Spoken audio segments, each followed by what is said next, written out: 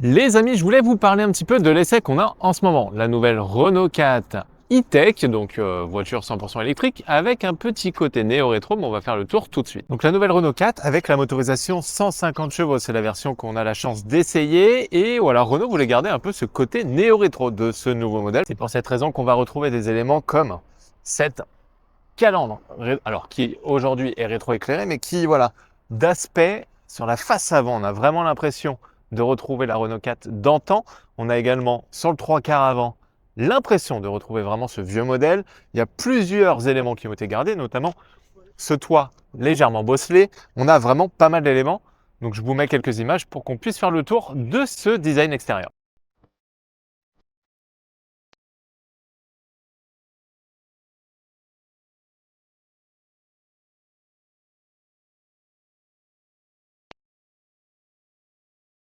D'un point de vue gabarit, on est sur une voiture qui va faire 4,14 m de long sur 1,80 m de large, donc vraiment quelque chose de citadin. Et le rayon de braquage est agréable puisqu'on peut vraiment manœuvrer assez aisément dans les petites rues, même à Paris. En termes de performance, bon, performance c'est une manière de parler, hein. On est sur une batterie de 52 kWh, donc les performances vont être assez faibles. On est sur un 0 à 100 qui va être établi en 8 secondes 9, un peu moins de 9 secondes, mais on n'est pas là pour chercher de la performance, on est vraiment là pour avoir du style avec cette Renault 4, puisqu'il faut vraiment aimer le style, hein. Moi, j'aime particulièrement cette configuration. Donc, c'est un terracotta avec du coup un capot noir-brun qui lui va vraiment à ravir. En tout cas, elle a fait tourner quand même quelques têtes. On s'est fait un petit peu alpaguer dans les rues pour savoir quel était ce nouveau modèle, savoir s'il était tout nouveau ou pas, mais il a déjà un peu plus d'1 an. Je vous le disais, on n'est pas là pour chercher des performances, puisque l'autonomie va elle être à un peu plus de 400 km d'autonomie, mais le bas blesse, je trouve, sur ce dernier. Mais j'avoue être un petit peu déçu de cette autonomie, puisqu'on l'a récupéré à 350 km d'autonomie, à 100%,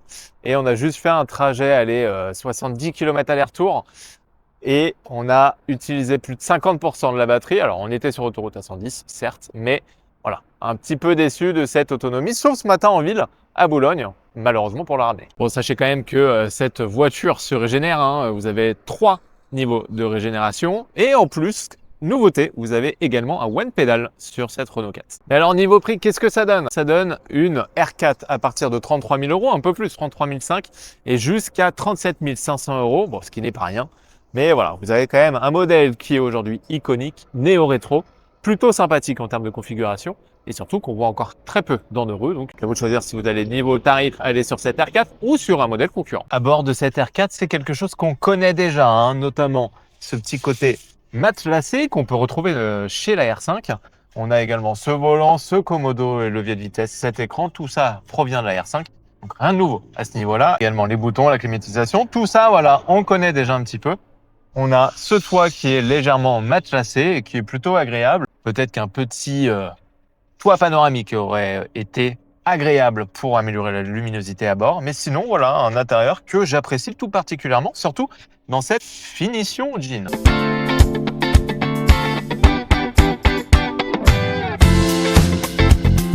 Je vous le disais, on connaît cet intérieur. On a ce volant qui voilà, a différents boutons ici pour changer donc la disposition de l'écran là-haut, ici pour changer les informations sur la droite, et vous avez voilà différents modes, régulateur de vitesse adaptatif, les phares, le petit bouton pour retirer les aides à la conduite avec un double clic. Vous avez donc le pommeau de vitesse et cet écran qui est plutôt réactif, assez joli, je trouve. Bon, ça fait légèrement plastique, mais c'est plutôt assez bien dessiné sur cette planche de bord. Et on a surtout voilà, ce design qui est assez sympa. Alors ici, c'est rétro-éclairé à la nuit. Je vois pas pourquoi ils ont fait ça, parce que c'est pas la partie la plus jolie.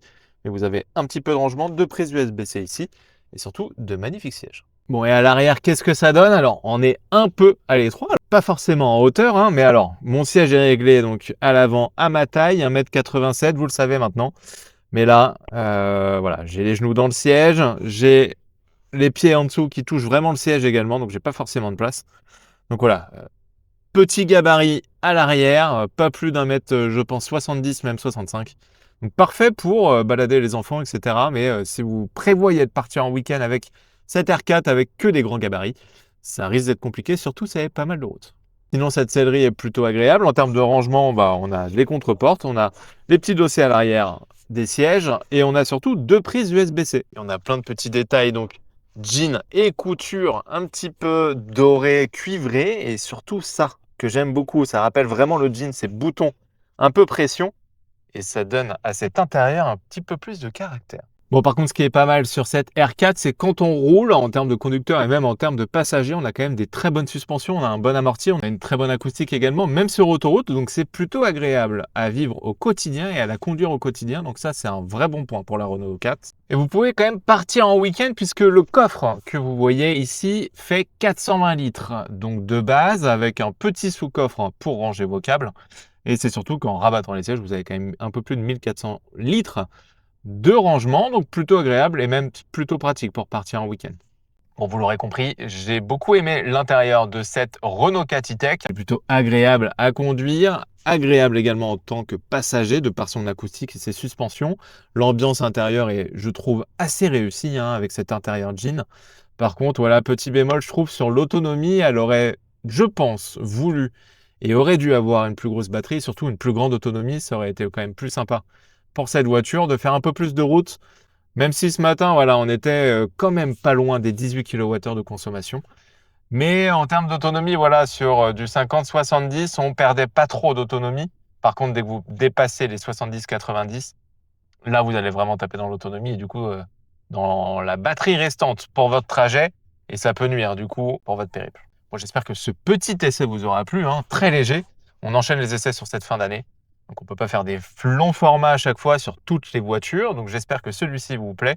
Et si jamais ça vous plaît vraiment et que vous voulez en savoir plus sur cette Renault 4, on la reprendra en parc dans les semaines à venir.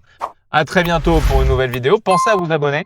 Et puis, moi, je vous dis à la suite pour un prochain essai. Salut!